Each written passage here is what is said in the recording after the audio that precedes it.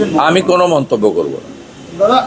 সংবিধানে লেখা আছে মাননীয় গভর্নর লোকভবন এই বিষয়ে যথাযথ সাংবিধানিক পদক্ষেপ নেবে, এটা আশা করি। এর বাইরে আমি কোনো মন্তব্য করব না।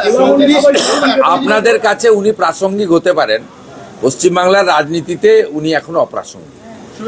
ওনার জন্য বেশি বাক্য খরচ করার কোনো প্রয়োজন আছে বলে কোনো অশান্তি খুব বড় কিছু হয়নি।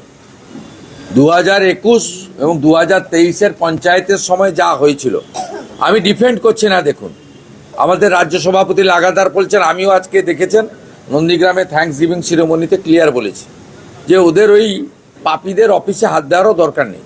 সেটা তো আমাদের স্ট্যান্ড। এটা তো আপনি মমতা ব্যানার্জি তার পার্টি থেকে শোনেননি 2021-এর 2রা মের পর থেকে। তখন তো উনি বরঞ্চ শপথ নিতে গিয়ে 6 তারিখে বলেছিলেন সাংবাদিকদের যে আমি তো 4 দিন ক্ষমতায় ছিলাম না, ইলেকশন কমিশন ক্ষমতায় ছিল, আমার দায়িত্ব তো ছিল না। উনি কথা বলেছিলেন। আজকে দায়িত্বশীল বিরোধী দল হিসেবে বা শাসক দল হিসেবে পরিণত হওয়া বিজেপি, তার সর্বোচ্চ পোস্ট হচ্ছে রাজ্য সভাপতি। তিনি প্রথম দিন থেকে লাগাতার বলছেন, আমিও গতকাল বলেছি, আজকে আমি প্রকাশ্যে জনসভাতে বলেছি। আপনি আমাকে বলুন তো, 2021 সালে 12,000 এফআইআর হয়েছিল, 57 জন মারা গেছিল। আপনি আমাকে বলুন নাম্বার অফ ডেথ, আমি ডিজিপিকে ফোন করলাম, এই দুপুরবেলা ফোন করেছি ডিজিপিকে, আল্লাহ আপনার এফআইআর কত হয়েছে বলুন।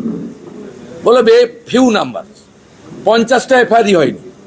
12,000 এফআইআর হয়েছে, ভবানী ভবনে পড়ে আছে।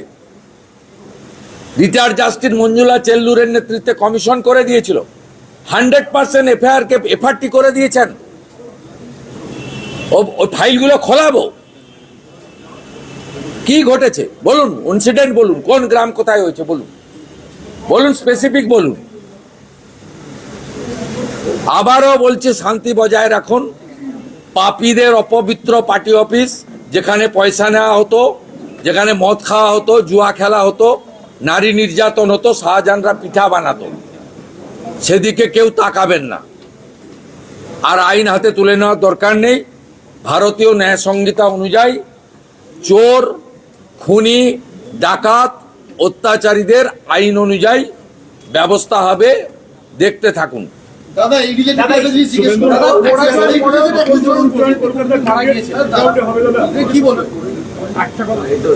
এখনো কিছু গুন্ডা রয়ে গেছে।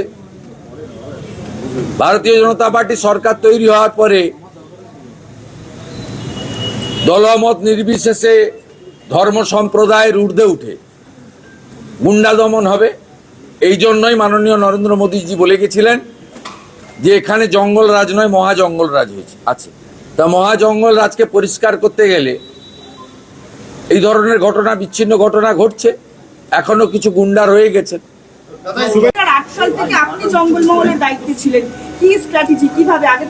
98 সালে তৃণমূল প্রতিষ্ঠা হওয়ার পরে তৃণমূল কংগ্রেস এন্টার জঙ্গলমহল রিজিয়ন, বাঁকুড়া, পশ্চিম মেদিনীপুর অবিভক্ত ইনক্লুডিং ঝাড়গ্রাম, পুরুলিয়াতে ছিল না। সেই কারণে 2009 সালে যখন তৃণমূল 19, তার জোটসঙ্গী কংগ্রেস 6, তার জোটসঙ্গী এসইউসিআই 1টা সিট পায়, সেদিনও কিন্তু পশ্চিম মেদিনীপুর ইন্দ্রজিৎ গুপ্ত,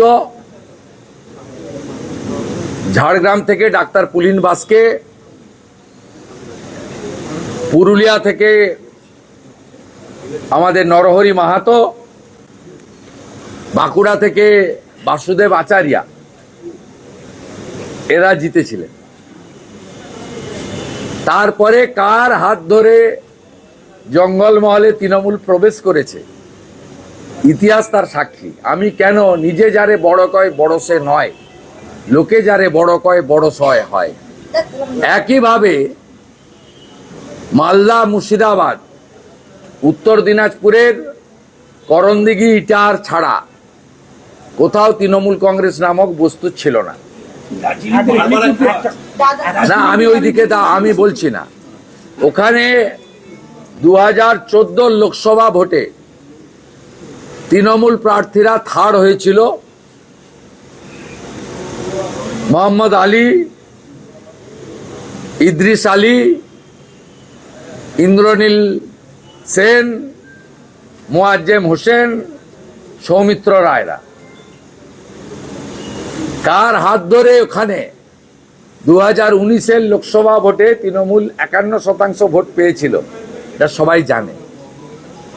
অতএব ইতিহাস আর তথ্য পরিষ্কার বলে দিয়েছে, উনি যদি নিজের দমে মুখ্যমন্ত্রী হতেন 2001-এ হতেন। কার এবং কাদের দমে হয়েছেন 2011-তে, আজকে সেটা প্রমাণিত। আমি আর বাড়াবো না কথা।